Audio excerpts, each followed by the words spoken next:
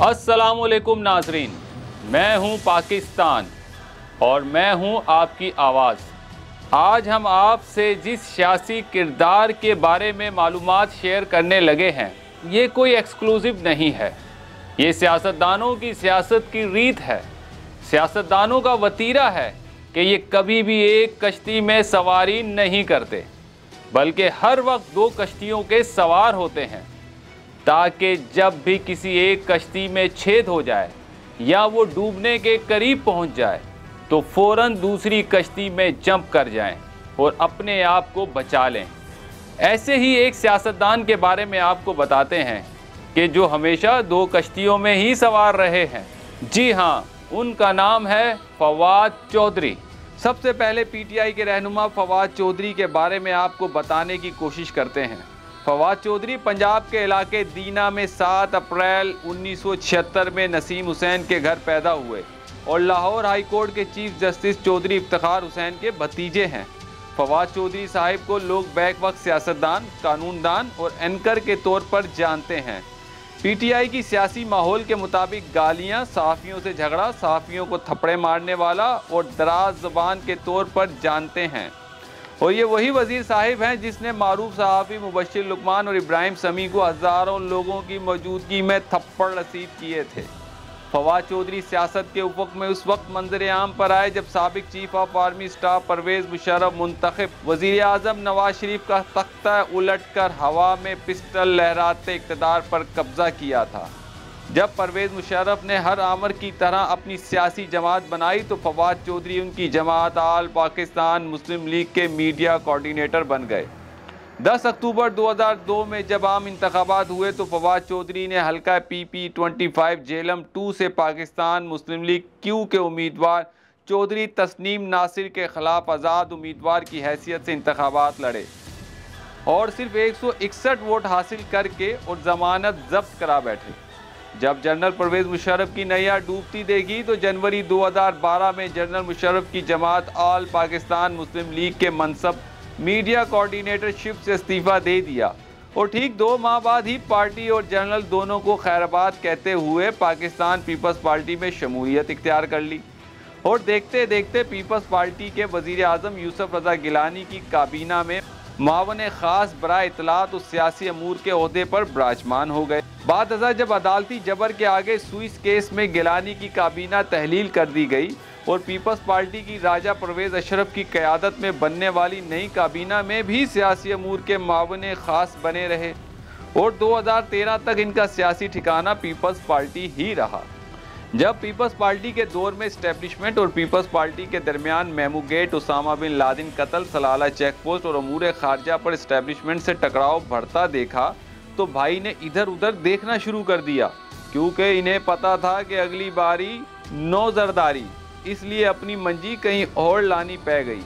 जैसे ही राजा परवेज़ अशरफ की हुकूमत की मुद्दत पूरी हुई और नए इंतखाबात होने का ऐलान हुआ तो जनाब चौधरी ने इस्टेब्लिशमेंट के PMLQ में शमूलियत इख्तियार कर ली और N63 झेलम 2 के हल्के से कौमी असम्बली के लिए चुनाव लड़े तो साथ ही सूबाई हल्का PP24 झेलम 1 से आज़ाद उम्मीदवार की हैसियत से इंतखाबात में हिस्सा लिया और कौमी असम्बली की नशिस्त से शिकस्त हुई और सूबाई हल्के से तो इनको 82 वोट पड़े और भाई साहब एक मरतबा फिर जमानत जब्त करवा बैठे।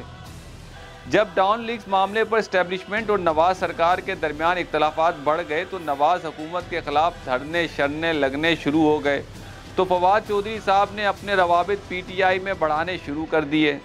जब चौधरी साहब ने इस्टेब्लिशमेंट की मंशा भांप ली तो चौधरी साहब ने एक मरतबा फिर स्टेशन तब्दील कर दिया और PTI की कश्ती में सवार हो गए और 2016 में बाज़ाब्ता PTI में शमूलियत इख्तियार कर ली और यूथिया बन गया।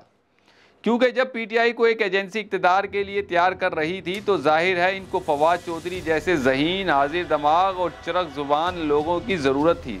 इसलिए भाई को इशारा किया गया कि आकर PTI की सियासी बोगी में सवार हो जाओ और देखते ही देखते फवाद चौधरी यूथिया बन गए। 2016 में PTI के प्लेटफॉर्म से N63 झेलम 2 से नवाज लीग के उम्मीदवार नवाबजादा राजा महबूब के मुकाबले में ज़मनी इलेक्शन लड़े और हार गए, जिसके बाद PTI के तर्जुमान बना दिए गए। जब पीटीआई के शफकत महमूद ने पीटीआई के इत्तलात सेक्रेटरी की सीट छोड़ी तो चौधरी साहब को पार्टी का इंफॉर्मेशन सेक्रेटरी मुकर्रर किया गया। 2018 के आम इंतखाबात में कौमी असम्बली के हल्का एन ने 67 झेलम 2 से कागजात जमा कराए। इलेक्शन ट्रिब्यूनल ने कागजात नामजदगी मुस्तरद कर दिए और इन्हें नाअहल करार दे दिया क्योंकि फवाद चौधरी ने ज़रूरी टैक्स नहीं भरा था। पर लाहौर हाई कोर्ट ने कागजात बहाल करते हुए इन्हें नाअहल से अहल करार दे दिया क्योंकि जाहिर है उन दिनों पीटीआई अस्करी और अदालती अदारों की आंख का तारा बनी हुई थी।